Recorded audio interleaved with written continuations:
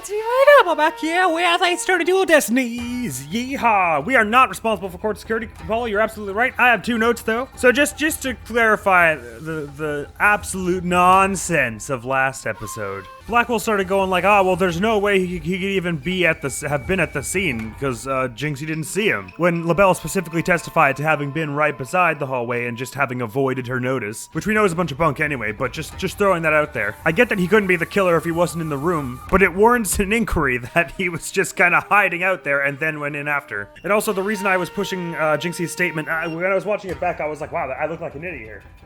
But you know what? I'm confident.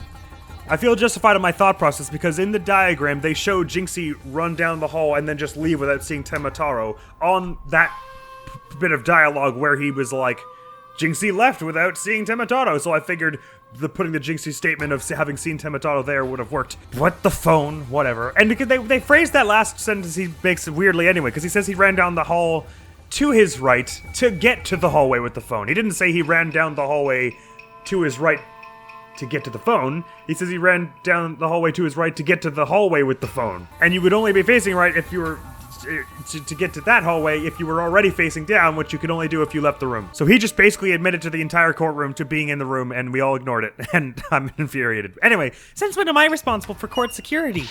And Paul, this is our chance. We might get some new information out of him. Your Honor, seeing as our client has something new to say. Right, and Damien Tema has just admitted to remembering something, so hopefully that will carry us through the absolute slew of lies and misdemeanor conducted by the prosecution. I believe due process demands that we hear him out, even if he is a yokai. When you put it that way. Still, I believe testimony by a yokai is unprecedented in the legal world. Unprecedented in absurdity, more like. Well, they can be both. All right then, Mr. Damien Tema, or should I say Mr. Temataro? If coconut pie started raining from the ceiling of the courthouse, I would say that's unprecedented in law and absurdity. Your testimony, please. I shall now speak of recollections most real, courtesy of my host, Damien Tenma. Recollections most real. Really laying it on thick, aren't we? Heed these words, mortal, for hear them but once you shall. I mean, except for when I get to parse through them after, but sure. Let's hear it. The ruler of demon kind. Barely conscious was Damien there amid the darkness. Note that the music is in a higher tempo now. This is important for story reasons. Suddenly two yokai did appear. On one side I, Tenmataro, ruler of demon kind, and on the other my mortal enemy, the nine-tailed fox. What, so QB, you mean?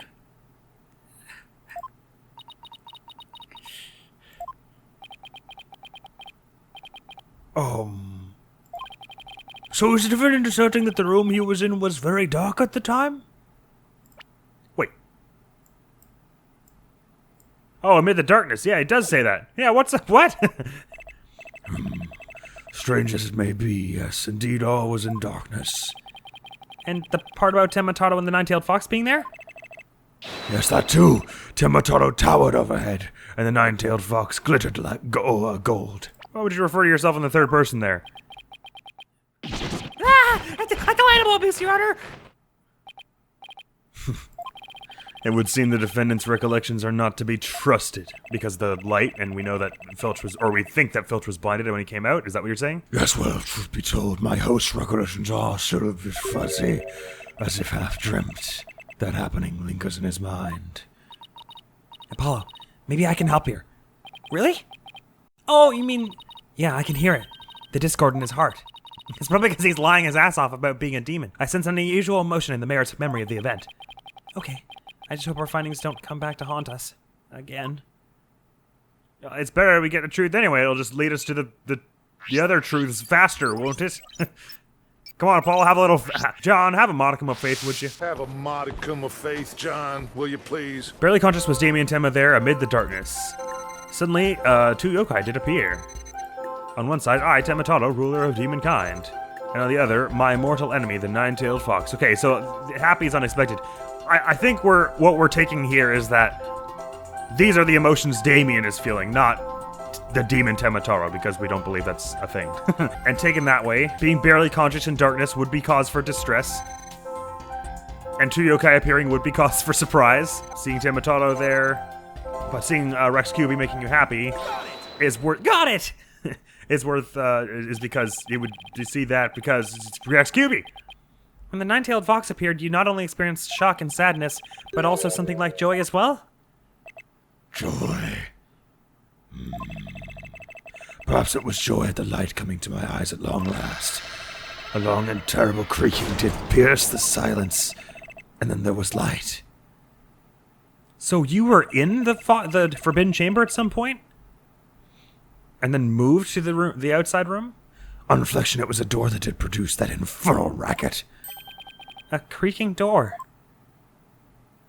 Much like the one the forbidden chamber. Oh, you must be talking about the forbidden chamber door. It does make a lot of noise. So this means the forbidden chamber really was opened, and that he was in darkness before. We know there's a window right beside that room, enough to blind Filch when it came out. So Damien was in the forbidden chamber at some point. But what about the sudden light he described? I think I know. He mentioned darkness and Temitato towering overhead. Maybe the mayor wasn't really in the fox chamber at the time of the crime. Mr. Mayor, did the darkness that you were in happen to be here? If he wasn't in the fox chamber, where else can... It's a little patronizing game. The forbidden chamber. Was it not the fox chamber where the murder did occur? Yes, but it all makes sense if you were in the forbidden chamber. That terrible creaking sound was probably the forbidden chamber's door opening, and the towering Temitato you saw was likely the forbidden chamber statue. Oh, yes. That would explain it. The darkness and the staff in the demon's grasp. But even if all that's true, then what about the nine-tailed fox? Maybe he was seeing things just like Jinxie and her imaginary yokai? Fantastico, Apollo! It's entirely possible. In a groggy, dreamlike state, people can misremember things and events. Misremember, you say? Well, don't say that. Then we won't be able to... The court won't admit anything he said. Let me think. I do believe I remember now that was not the nine-tailed fox. It was the amazing Nine-Tails. What? The amazing Nine-Tails? You mean that guy we already knew was at the scene? This is such a shocking revelation. At first, this is but a dream, I thought. However, most clearly do I recall it. 'Twas the amazing Nine-Tails who did open the Forbidden Chamber's door. Down to 60%. Interesting. So some discordant has been removed. I'm sorry I asked. The amazing Nine-Tails? But that was the victim, Alderman QB, right? Yeah. Why would he open the Forbidden Chamber? Wasn't he trying to keep it sealed? This is potentially very good news, though, because it shakes up the current situation that definitely for sure those two were in the Fox Chamber the entire time of the murder, and therefore it could only be Damien. Never mind that. This is completely new information. Let me enter it and run an update. Please. What new emotions can we scry? Barely conscious was Damien there in the Forbidden Chamber. Info update. There was a big statue. Amid the darkness, a mighty statue of Temitato loomed overhead. Suddenly, the door opened and a shaft of light had pierced the gloom. Info update. The amazing Nine-Tails had come to rescue. That's quite a bold stance. I don't know if it's just the way that, like, the shot of this, but just the way of it, just like, hey there, it's me, is really tickling my funny bone. Would you be sad at that? Or is it just still despair from everything that's going on? Got it? When the amazing Nine-Tails opened the chamber, banishing the darkness within, you felt joy, but didn't you also feel shock and sadness? Well, you would feel shock. Yes, in the hazy depths of my mind, I do recollect something of that nature. I believe it was the fiend's cape of red. Interesting. For when I did behold it, a great wave of sadness did inexplicitly wash over me. I can speak. A cape of red. Does he a cape of red, huh? He does have a cape. No, that's not his cape. Yeah, a cape. What a cape? A cape. Apollo, you reduced the noise level. Oh, but there's still a little left. Mayor Temmo, why were you sad when you saw the red cape? Why, indeed. What was it, a cape that wasn't normally red? But he doesn't have a cape at all. What could this mean? I guess his memory's still a little spotty. I know because his latest recollection contradicts the evidence. Yeah, it's one of those contradictions that slaps you right across the face. Something this obvious could arise when someone is trying to force a fuzzy memory into a definitive shape. Apollo, I know what you have to do. You need to present evidence that contradicts the image you see. Oh, so it's basically the same as the usual cross-examined process. And since we just talked for like 30 seconds about how obvious the contradiction was, I'd look like a real idiot if I got this wrong now. Okay, time to review the evidence. Look how contradiction. Here comes justice. I got it. It's the postcard. I understand. Oh, my health bar is really low. Hang on. I want to info update this red cape. Oh, he looks cool with a red cape. He should have had a red cape. It still seems like his memory is really confused. Yeah, that's because unlike data, memories are living, breathing things. Preconception, illusion, memory overlap, memory repression. Our memories are intimately tied to our psychology and emotions. So this contradiction is somehow caused by an emotion. I believe so. There's some deeper meaning here. Let's present some evidence. Maybe it'll help jog his memory. Wait, I didn't see the red cape mentioned all of a sudden. It just says the amazing Ninetales had come to the rescue. Well, he doesn't have, the cape is in the picture now, so I guess. He does not have a red cape. You said the amazing Ninetales cape was red? Are you sure about that? Yes, well, I do believe it was a red cape I saw, but... Mayor Tema? Does this cape look red to you? This one he doesn't have? That certainly does not look red. Not even scarlet or crimson either. Nevertheless, upon my liberation, something red did fill my as yet hazy field of view. What, blood pouring down your face? And I thought to myself, the amazing Ninetales is arrayed in a cape of red. So you mistook that red something for his cape, huh? Apparently so. And remembering it now brings a great sadness upon me. So the red something probably wasn't a cape after all. Maybe that great sadness he mentioned is what's interfering with his memory? His blood is pouring down his face, like close to his eye, right? Yeah, it goes right over his eye, his right eye. Well, he would have seen the fox chamber behind the amazing Ninetales. What red object could he have seen there that would have been that shocking? Oh, I know! Could it have been... Mr. Mayor, was the red thing you saw this? Oh, unless... well... That was like under a table. They're either gonna say the statue or just they're gonna say the blood that's pouring down his own face. Because if it was the amazing Ninetales, then QB wouldn't have been dead already, so there wouldn't have been all this blood. So Damien must have been hit on the head before that then. I'm gonna try it. Take that!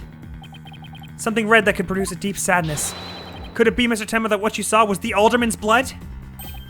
Blood? Why, yes. Oh god, I'm lucky it was the alderman. I figured it was either the alderman's blood or his, but then I thought the alderman's didn't make sense because he wouldn't have been killed yet if he was, still standing there.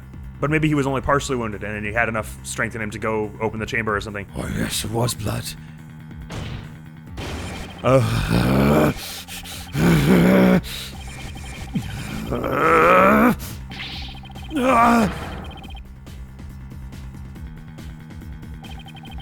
It's all coming back to me now.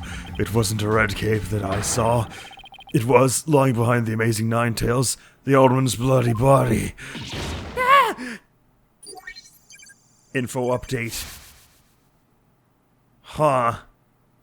So then, they weren't the same person. We had a long-lost brother or something? For the longest time, for the oh-so-longest time, I had forgotten about my earlier theory that they were trying to mislead us. I was right, damn it! I was right! Noise level 0%. Bye. Bye. His noise level's down to 0. I think he's remembered everything now. Does this mean the amazing Ninetales killed Alderman QB? But the Alderman was the amazing Ninetales, so how exactly would that work? Hey, I asked you first. Well, Mr. Justice, you sure know how to make a complicated matter even more complicated. True, but at the time of the crime, our client was in the Forbidden Chamber. Moreover... Silence.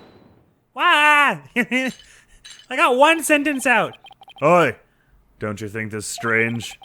The little scamp has already confirmed her father to be in the Fox Chamber, but she said not about seeing the amazing Ninetales there.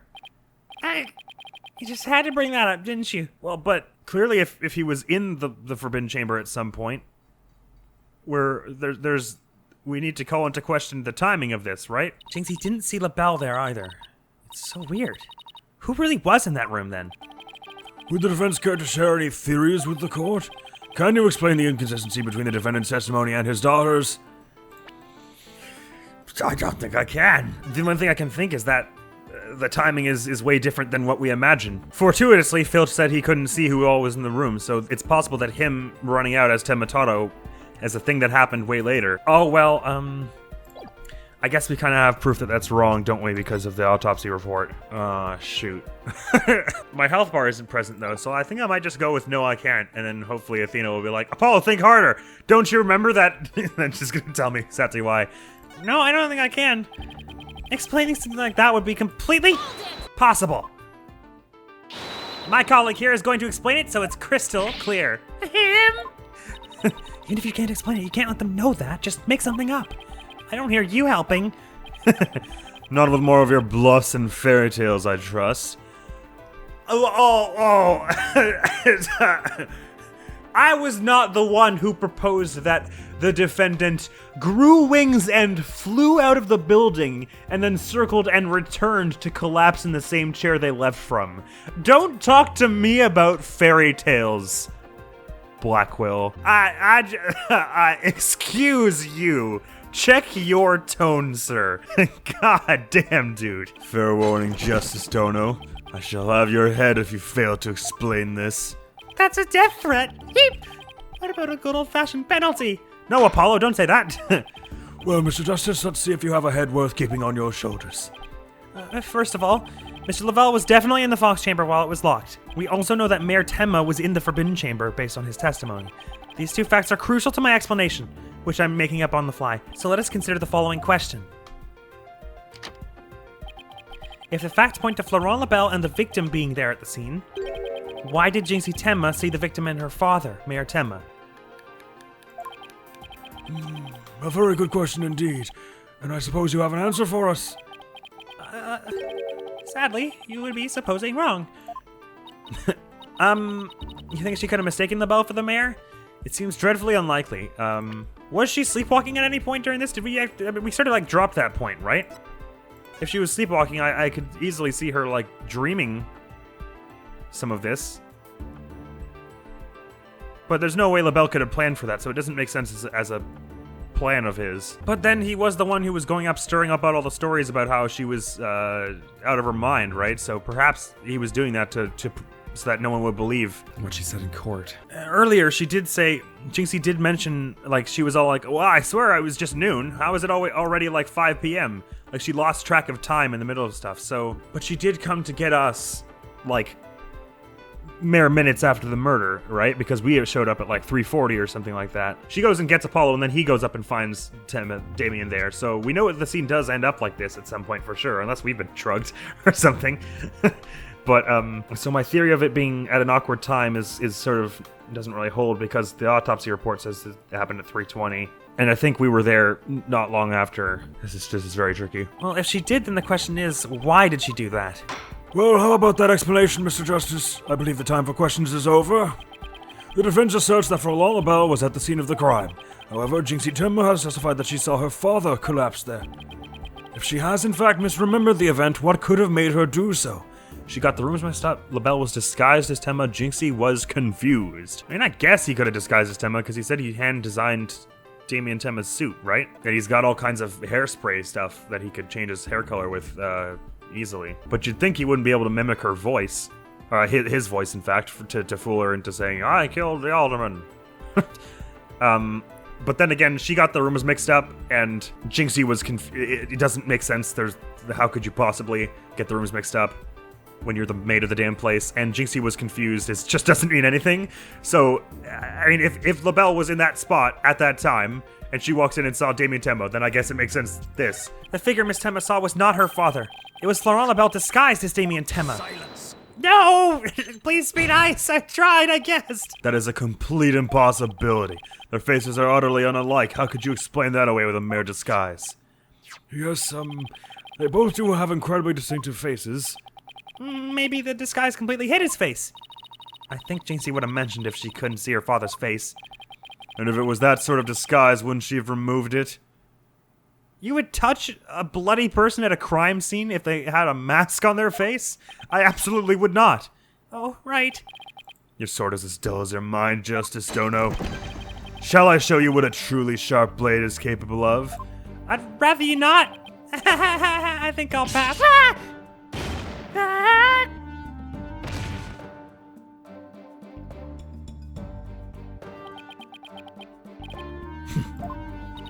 Are you okay, Apollo? I'm not fine, am I? Well, now that we have that little fairy tale out of the way, your baldness, your verdict, if you will.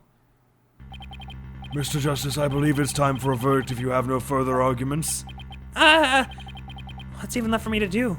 Okay, the health was flashing, but maybe there wasn't actually a right and wrong answer there. I thought that was going to be a penalty there for me. Or that black hole is about to just straight up kill Apollo, but... Apollo, remember what Mr. Wright always says, go back to basics, right? When you're stuck in a tight spot, turn the case upside down. You only got here yesterday, how could you know what he always says? Turn the case upside down. He does say that, doesn't he? But I don't quite see how it applies here. Still, never hurts to give it a try, I guess. Let's see. Rather than Jinxie didn't remove the disguise, maybe she couldn't remove it. And rather than she didn't tell anyone about the disguise, maybe it was she couldn't talk about it. Like it was Temmataro? Oh! You're saying he would have been dressed up as Temmataro. Well, I thought... Yeah, I mean, she already mentioned seeing him in the hallway. Why would she suddenly clam up about seeing him in the room? But by your logic, I suppose he could have been disguised as Temmataro, sure. A wrestler's mask is more precious than his own life. He'd never unmask himself in front of others. But there are matches where wrestlers battle for the right to remove each other's masks. Oh, doing it as a sign of respect. But then why would Damien have... Well, I don't know. Anyway. To have your mask torn off is the worst humiliation a wrestler could suffer. That's why their masks are more important than life itself. So she wouldn't have do it out of respect rather than not wanting to incriminate herself. And what about the fact that it was the amazing Ninetales who opened the door? A mask that can't be removed in front of others. Can these facts turn things around?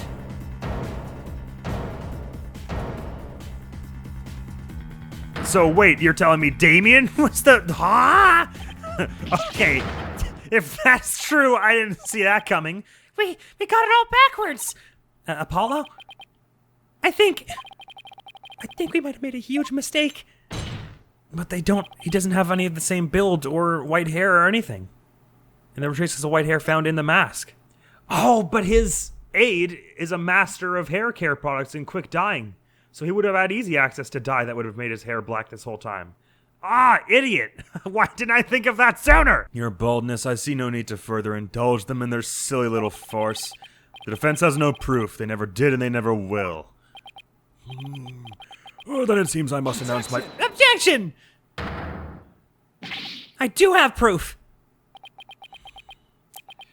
Do you now? All right, but this better be good, Mr. Justice. We can solve the remaining riddles by turning all of our assumptions upside down. Why Jinxie mistook Mr. LaBelle for her father, why she couldn't remove the costume, or tell anyone about it in the first... You know, that's actually so sweet that her favorite wrestler is the amazing Ninetales also. Or tell anyone about it in the first place. These riddles are inextricably linked to the Mayor Tenma's secret identity. A shocking secret identity that will turn the entire premise of this case upside down. This piece of evidence clearly reveals Mayor Tenma's secret identity. Well, I don't know clearly, but take that! What absolute claptrap! The poppycock balderdash! We thought the Alderman was the amazing Ninetales and the Mayor was Temmataro. That's why we believed the Mayor killed the Alderman in his lust for Ninetales' veil. And it was the basis for the prosecution's entire case against our client. However, we got the whole thing backwards. Mayor Tenma wasn't Temmataro at all. He was the amazing Ninetales. This is another case of I should have stuck to my gut, because I said at the beginning, I was like, they phrased it like a mystery, but it was so obvious that what we should have guessed the amazing Ninetales' real identity was. Like, they led it so clearly to being QB that, of course, it wouldn't be. But then, I can't really say I called it, because I had many guesses of a similar ilk around that time. But the thought crossed my mind anyway. Let's go on the... Can that be added to the court record, please?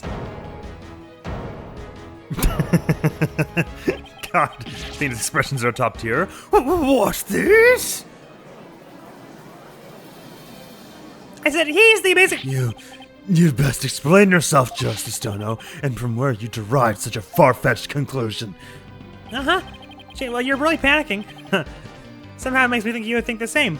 Jinxie no doubt knew the true identity of the Amazing Ninetales, but she couldn't tell anyone no matter what. That's why she didn't say it was the Amazing Ninetales she saw passed out. Even though, unbeknownst to her, it was really Florent LaBelle in disguise. Silence. The accused and that deceitful dandy are utterly dissimilar in physical build and voice. Yeah, so is Damien Temma and the Amazing Ninetales, but whatever. It's an Ace Attorney game, okay? Don't think too hard about it. Jesus. The little scamp would have seen the difference. Remember, Mr. LaBelle has his very own brand of cosmetics. Why couldn't he make a different build, too? What? Oh, just like with stilts and stuff inside his outfit? Sure. And anyone speaking through a mask would naturally sound different. Silence. Why did she not simply pull the mask off? Because it would dishonor him, and he was his father, and she wouldn't do that! A masked wrestler's disguise is more precious than life itself. As a huge fan of the Amazing Ninetales, she would never dare unmask him.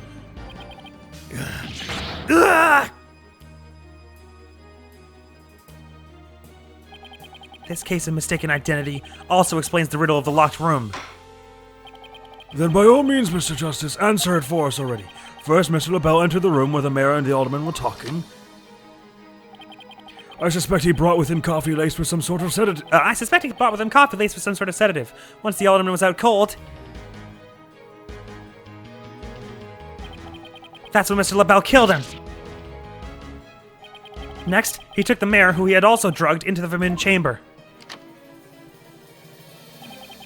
Then he returned to the Fox chamber, slipped into some of the mayor's spare clothes, which he just has around because he's his aide, and he completed the disguise by donning the Amazing Ninetales mask.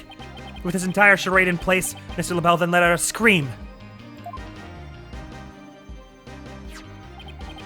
The scream that led Jinxie Temma to the scene. Yeah, I thought that was weird, because LaBelle brought up the scream, but no one else ever did. I don't think Jinxie mentioned hearing a scream. Well, at least I don't remember that. So then, the person who said, "I killed Alderman Cubey" was... Yep, that was Florent LaBelle in disguise. The mayor never actually confessed. Silence. Stop saying that! I'm normally very quiet. Okay, that's a lie. This is no more than guesswork and speculation. Now stop your jabbering and... Objection! No, you twisted samurai! This time, you stop your jabbering and let me finish making my case! Once Miss Temma left the scene, Mr. LaBelle, still wearing the mayor's clothes and mask, opened the forbidden chamber, so he could drag the mayor back out into the Fox chamber. Oh, so the Amazing Ninetales the mayor saw was... Right, it was LaBelle opening the forbidden chamber. The second time Mr. LaBelle opened the door to the forbidden chamber, he happened to catch the thieving Mr. Filch by surprise. Startled, Mr. Filch in his Temataro disguise ran as fast as he could away from the room. So that was genuinely just like a really awkward coincidence. Damn it. That's so frustrating. As he did, he left behind him a trail of feathers and tracks, and gave Miss Temma the scare of her life in the hallway. With no one left to witness the events that had occurred, Mr. LaBelle then proceeded to drag the sleeping mayor back into the Fox chamber. I see.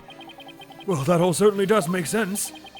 Then, after dragging the mayor back into the Fox chamber, Mr. LaBelle threw his mask out the window and fled the room. Silence. For this absurd theory to work, it requires that the defendant be the Amazing Ninetales. However, he was the one pushing for the municipal merger. That such an individual could possibly be the Amazing Ninetales is preposterous. Objection! No, there was a blackmail letter that got destroyed by the killer. The mayor was blackmailed into pursuing the merger. Miss Temma's life would have been in danger if he had openly voiced his opposition. That's why he created a secret identity as the Amazing Ninetales. Gah. This is madness. No one could possibly hatch such an insane plot. No one except a killer as insane as his plot, and I'd say Florent LaBelle more than qualifies. Foolish mortal, it is at your own peril that you forget who I am. Mayor Temma, it's okay now. Jinx will be safe just as soon as Mr. LaBelle is arrested. You are the Amazing Ninetales, aren't you?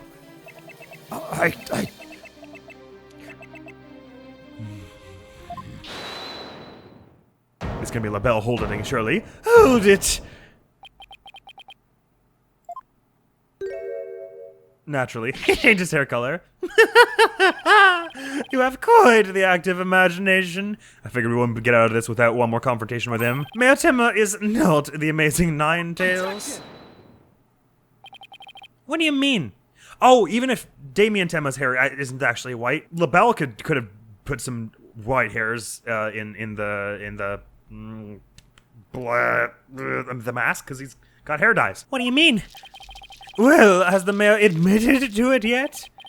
But that's just... And even if he did admit to such nonsense, I would reveal the truth behind Temataro right here and now. What? Why, you would dare reveal the secret? My good friend, the alderman, told me all about it. But it wouldn't be good to expose the truth, what with the superstitions now, would it? The truth behind Temataro? What's he talking about? So go ahead, say it! Say I am the amazing Ninetales, I dare you! Objection! And can someone fill me in? Wait, will somebody please explain what's going on here? Meotema will do anything to keep the truth behind Temataro a secret. A dark, terrible truth that has been kept secret by the village superstitions. And if the mayor admits to being the amazing Ninetales, you'll expose the truth? So now you're admitting to blackmailing him. This gets worse and worse for you. Right, I won't have him walking free because of some nonsense you made up. So what now, Justice Dono? Without the mayor's admission, your theory is as useless as you are in battle. I don't get you, man. I swear like 2 episodes ago you were like, all I care about is the truth, and now all you care about is testing me. I'll show you who's useless. Me, when I have 1 health. Apollo, don't you dare give up now. I know. Your Honor, I believe Mr. LaBelle's statements warrant a thorough cross-examination. After all, the true identity of the Amazing Ninetales is the cornerstone of this case. You do have a point there. Please answer this court, Mr. LaBelle. Is the defendant the Amazing Ninetales or not? After a brief recess, Because that's all the time we have for this episode, I regret to inform you, so next time I bet you will be finishing it up. We haven't died yet. We're living on a prayer here. But I'm feeling pretty confident about that theory now. There's white hair inside because LaBelle wanted to throw off the true identity of the Amazing Ninetales, and he has access to all kinds of hair dye products. Oh, but it washes out with water, and it was found washing down the river. Damn it! Damn it! My entire theory is gone now. Well, I guess it didn't necessarily soak through to the hairs. Anyway, we'll be figuring it out next time. Next video going on the channel is going to be some more Kingdom Hearts, though. So look on out for that. And with that, I will thank you very much for coming around. Hopefully, I'll see you around. Admiral's going to be out of here now. Peace! This was a bad idea. Come on, Yoshi. Stay with me here, buddy.